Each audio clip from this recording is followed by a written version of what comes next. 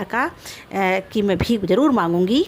हा दया हंत वो घृणा, आह वो करुणा, वैतरणी सी है आज जानवी वरुणा। लेकिन मेरे लिए मैंने जो कार्य किए हैं, जो गलत कार्य किए हैं, आज उसके कारण तो मुझे जो गंगा जैसी पवित्र नदी थी वो भी आज, जो कभी लोगों को भव सागर पार कराने के लिए वैतरणी मानी जाती थी, आज वो भी मुझे लग रहा है कि वो गंगा भी मुझे नरक के द्वार में ही लेकर के जाएगी। सह सकती हूँ चिर नरक सुने सुविचारी, पर मुझे स्वर्ग की दया दंड से भारी। मैं सह सकती हूँ, मैं बहुत लंबे समय तक नरक की आग में, गंदगी में दहक सकती हूँ, उस भट्टी में दहक सकती हूँ।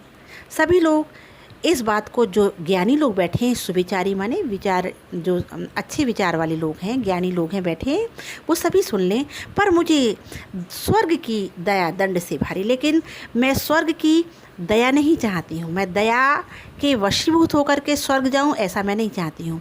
मैं दंड चाहती हूँ, क्योंकि मैंने बहुत बड़ा पाप किया है। लेकर अपना ये कुलिश कठोर कलेजा, मैंने इसके ही लिए तुम्हें वन भेजा। मैं कितनी कठोर हो गई थी उस समय।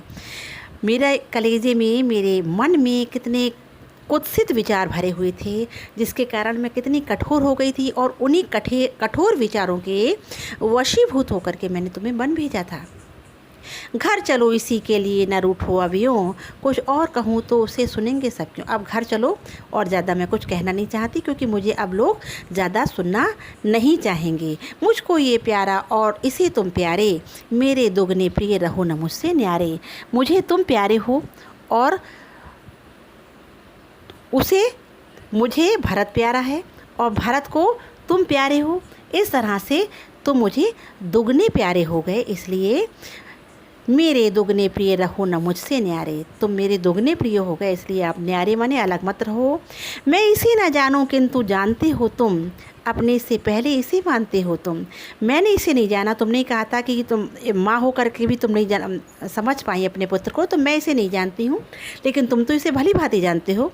अपने से पहले इसे मानते हो तुम, और अपने से भी पहले अपने आप इस भाई को मानते हो तुम। तो तुम भ्राताओं का प्रेम परस्पर जैसा, यदि वो सब प्रयोग प्रकट हुआ है वैसा, तो तुम इन भाइयों का प्यार जो है, अगर सब सभा के सामने प्रकट हुआ है आपस का प्यार, तो यदि वो सब प्रयोग प्रकट हुआ है वैसा, तो पाप दोष भी पूर्ण दोष है मेरा। तो मेरा ये कृत्य, कुकृत्य, जिसमें मैंने तुम्हें वन भेजा और तुम्हारी राजगद्दी को छीन करके उसको देने का प्रयास किया, तो ये कुकृत्य भी पूर्ण हो गया। क्योंकि अगर मैं ऐसा नहीं करती तो तुम्हारे और इन सब लोगों के समक्ष भरत का प्रेम किस तरह से प्रकट होता। मैं रहूं पंकिला पद्म कोश है मेरा, मैं कीचड़ में सनी रहूं, यही मेरा स्वर्ग है। आगत ज्ञानी जन उच्च भाल ले लेकर, समझावे तुमको अतुल युक्तियाँ देकर। आगे आने वाले ज्ञानी जन बार बार अपने ज्ञान का बखान करते हुए कहेंगे और लोगों को युक्तियाँ दे दे करके समझाएंगे कि अरे वो जो कैकेयी थी, वो उसको बहुत कुत्सित विचार उसके मन में आए थे, उसे स्वार्थ ने घेर लिया था। इस तरीके की बातें करेंगे और भरत की प्रशंसा करेंगे, भरत के भ्रातृ प्रेम की प्रशंसा करेंगे, उसके त्याग और तपस्या की प्रशंसा करेंगे।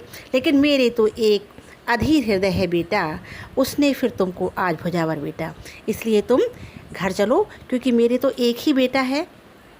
लेकिन उस बेटे ने आज तुम्हें भुजाओं में भर करके आलिंगन किया है और तुमसे घर लौटने का जो है वो प्रस्ताव रखा है। तो अगर तुम वापस घर चलोगे तो वो तुम्हारा प्रिय भाई जो है वो भी प्रसन्न होगा और तुम भी प्रसन्न होगे। अगला देखिए, ये अभी जो कैकेयी अनुताप जो था, इसमें मैथिली शरण गुप्त ने कैकेयी का जो नकारात्मक जो चरित्र है, जो समाज के समक्ष आया है, वो अपने किस तरीके से उन्होंने अपनी भाषा शैली से उसके व्यक्तित्व को समाज के सामने सकारात्मक रूप से प्रस्तुत करने का प्रयास किया है। बहुत बार इस पूरे कैकेयी अनुताप में पाठक ये अनुभव करते हैं कि कैकेयी की कहीं भी कोई भी गलती नहीं थी। चूँकि मैथिली शरण गुप्त कैकेयी को अपने जो पाठकों के समक्ष जो है वो सकारात्मक भूमिका में लाना चाहते हैं। उन्होंने इस तरीके से यशोधरा का चरित्र, उर्मिला का चरित्र जो नकारात्मक तो नहीं था लेकिन एक धुंध में छिपा हुआ था, उसको भी लाने का प्रयास किया था। तो इन्होंने साकेत में कैकेयी को किस तरीके से सकारात्मक भूमिका में दिखाया है। तो हम देखते हैं, देखिए कई बार पाठक जो हैं वो भाव विभोर हो जाते हैं कैकेयी की बातों से, और वास्तव में कैकेयी इस तरीके से, उसका कुछ भी कोई गलती नहीं थी। वास्तव में सिर्फ कैकेयी की अगर गलती थी तो वो ये थी कि वो अपने पुत्र को अति प्यार करती थी, और ये कोई गलती नहीं आती है। ये माँ का जो है चरित्र है और माँ की ममता है, वो अपनी संतान को किसी भी रूप में कमज़ोर नहीं पड़ने देना चाहती है। किसी भी रूप में वो उसको अपने किसी भी रूप में कम नहीं होने देना चाहती है। उसके अस्तित्व को, उसके अस्तित्व को नहीं कमज़ोर होने देना चाहती है। जब कैकेयी ने ये महसूस किया कि राम को राज्य मिलेगा, तो उसके सामने जो एकदम जो छवि आई वो ये आई कि किस तरीके से भरत जो है एक छोटे से सामंत का, सूबे का जो है सामंत बन गया होगा, या मंत्री बना दिया होगा, या किसी सेना की टुकड़ी का सेनापति बना दिया। तो उसको लगा कि किस तरीके से उसका पुत्र जो है श्री राम के सामने सिर झुका करके और एक सेवक की भूमिका में खड़ा हुआ है। ऐसी स्थिति में कैकेयी जो एक स्वयं एक वीरांगना थी, उसके अंदर का जो उत्साह था, उसके अंदर का जो वीरता के भाव थे वो उग्र हो गए।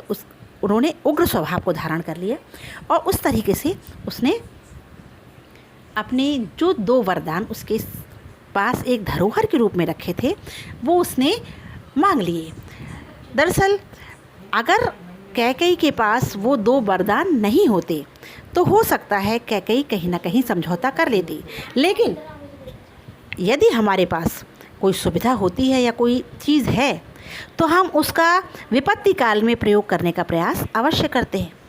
तो वही कैकेयी ने भी किया, लेकिन उसका जो प्रायश्चित है वो उसको इस तरीके से उसके अपराधी होने के कटघरे में से हटा करके उसको एक अच्छी भूमिका में ला करके खड़ा कर देता है कि माता ना को माता, पुत्र को पुत्र। भले ही पहले लोग कहते थे, लेकिन अब क्या कहेंगे कि है पुत्र पुत्र ही रहे को माता माता। तो इस तरीके के वाक्य कह करके मेरे तो एक ही बेटा है और मेरा जो विचार है, मेरी बातों को कुछ दयापूर्ण अगर तुम समझो तो, इस तरीके से बहुत सी बातें जो हैं जिस तरीके से मैथिली शरणगुप्त ने पाठकों के समक्ष रखी हैं, उससे बार बार कि उल्कासी रानी दिशा दीप्त करती थी कि क्या कर सकती थी, मरी मंथरा दासी, मेरा ही मन रह सका ना निज विश्वासी। तो इस तरीके से कैकेयी जो है सभी को दोष मुक्त करते हुए, सभी तरीके की गलतियों को, हर चीज़ को वो अपने ऊपर ले करके उसने जो अनुताप किया है, उससे जो कैकेयी है वो हमारे सामने एक खलनायिका के रूप में ना आकर के एक नायिका के रूप में जो है आ गई है। और ये मैथिली शरणगुप्त ही हैं जिन्होंने इस तरीके का कार्य कर पाए। मैथिली शरणगुप्त ने इसमें खड़ी बोली का प्रयोग किया है, और अलंकार में जो है वो उपमा है, अनुप्रास है, उत्प्रेक्षा है, और बहुत सी जगह पर उन्होंने श्लेष अलंकार का भी प्रयोग किया है। रस जो है पूरे में शांत रस है। लक्षणा शब्द शक्ति का प्रयोग भरपूर तरीके से पूरे कैकेयी के अनुताप में किया गया है।